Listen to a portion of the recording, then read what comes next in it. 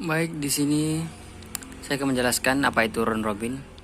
Round robin merupakan salah satu penjadwalan proses di mana algoritma ini menggilir proses yang ada di antrian. Proses akan mendapatkan jatah sebesar time quantum. Jika time quantumnya habis atau proses sudah selesai, CPU akan dialokasikan ke proses berikutnya. Pada penjadwalan proses ini, tidak ada proses yang diprioritaskan, semua proses mendapatkan pembagian waktu yang sama dari CPU.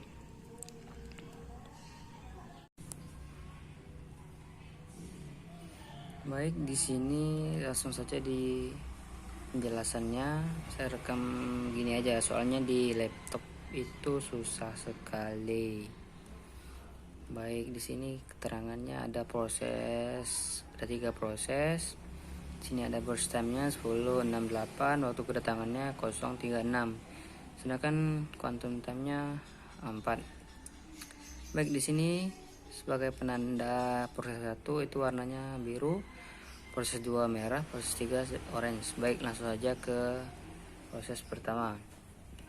Waktu kedatangan 0. Oke, kita langsung operasikan saja. Quantum time-nya di 4 detik, berarti 1, 2, 3, 4 sampai di 4. Oke, proses keduanya. Baik, proses keduanya waktu kedatangannya 3. Lalu kita eksekusi.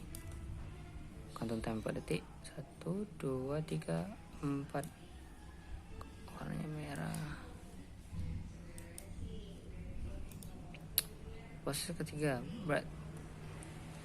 Pasti kita berpikir di sini setelah proses ketiga itu proses kedua itu adalah proses ketiga.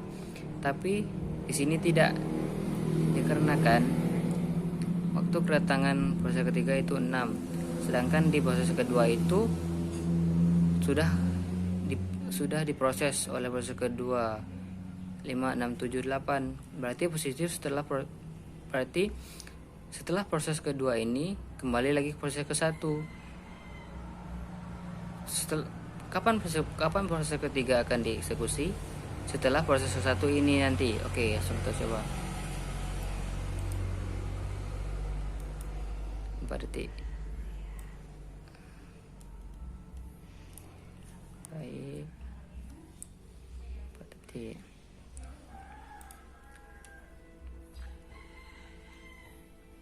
Oke, selanjutnya proses ketiga.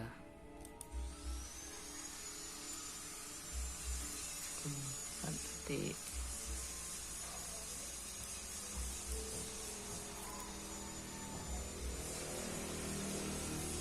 Setelah proses ketiga, oke, kita hitung dulu. Burst time-nya, sisa burst time proses pertama itu sama dengan misalnya 2 ya. Terus sisa dari proses kedua 2. Dari ketiga itu 4. Oke. Setelah proses ini, proses apa lagi? Berarti proses kedua, karena kedua itu sudah menunggu dengan antrian yang lama. Sisa kedua berapa?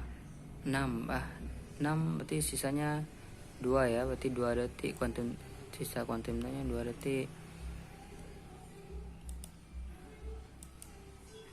Setelah proses ini berarti proses ke 1. Oh iya, 1, sisanya 1 berapa? 2 detik. 2 detik. Setelah itu proses ke berapa lagi? Berarti kita pakai proses ketiga, sisanya 4. 1, 2, 3, 4. Baik, di sini prosesnya sudah selesai.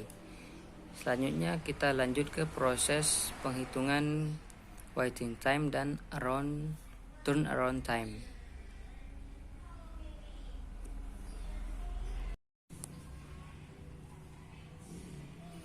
Baik, di sini langsung saja di penjelasannya. Saya rekam gini aja, soalnya di laptop itu susah sekali. Baik, di sini keterangannya ada proses, ada 3 proses. Sini ada burst time-nya 10.68, waktu kedatangannya 0.36. Sedangkan quantum time-nya 4. Baik, di sini sebagai penanda proses 1 itu warnanya biru, proses 2 merah, proses 3 orange. Baik, langsung saja ke proses pertama. Waktu kedatangan 0. Oke. Kita langsung operasikan saja. Quantum time-nya di 4 detik, berarti 1 2 3 4 sampai di 4. Oke. Proses keduanya, baik, proses keduanya waktu kedatangannya 3. Lalu kita eksekusi. Quantum time 4 detik. 1 2 3 4. Warnanya merah. Proses ketiga, pasti kita berpikir di sini setelah proses ketiga itu proses kedua itu adalah proses ketiga. Tapi di sini tidak, dikarenakan waktu kedatangan proses ketiga itu 6. Sedangkan di proses kedua itu sudah diproses oleh proses kedua 5 6 7 8. Berarti positif setelah proses kedua ini kembali lagi ke proses ke-1. Kapan proses ketiga akan dieksekusi? Setelah proses ke-1 ini nanti. Oke, langsung kita coba. 4 detik. Baik. 4 detik.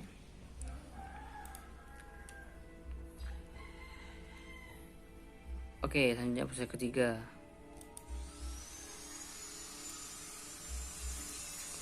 4 detik.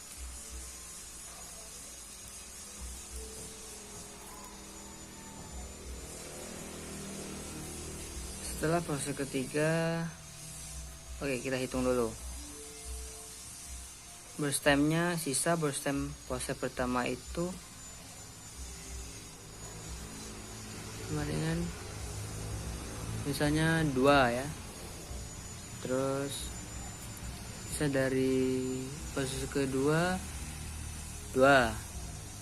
Dari ketiga itu 4. Oke. Setelah proses ini, proses apa lagi? Berarti proses kedua, karena kedua itu sudah menunggu dengan antrian yang lama. Sisa kedua berapa? 6. 6 berarti sisanya 2 ya, berarti 2 detik sisa quantum time-nya 2 detik. Setelah proses ini berarti proses ke 1. Oh iya, 1. Sisanya 1 berapa? 2 detik. 2 detik. Setelah itu proses ke berapa lagi? Berarti kita pakai proses ketiga. Sisanya 4. 1 2 3 4. Baik, di sini prosesnya sudah selesai. Selanjutnya kita lanjut ke proses penghitungan waiting time dan turnaround time.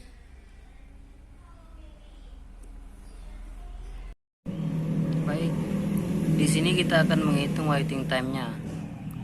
Yang pertama P1 itu waktu tunggunya ya 4 2 sama dengan 10. P2 nya 4. Terus karena telat kedatangan 3 berarti dikurang 3 sama dengan 9. Terus P3 nya 4 2 dikurang 6 jadinya 10. Jadi rata-ratanya kita hitung 10 tambah 10 20 tambah 9 29.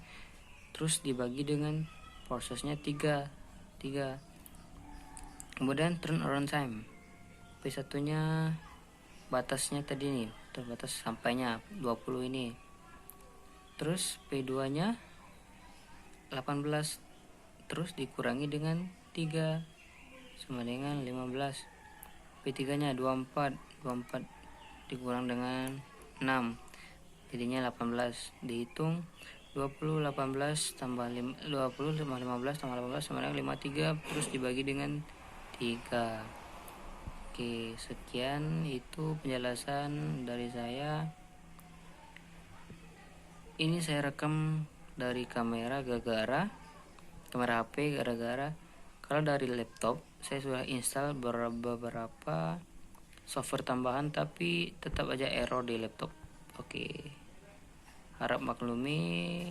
Terima kasih, semoga bermanfaat bagi kita semua. Assalamualaikum warahmatullahi wabarakatuh.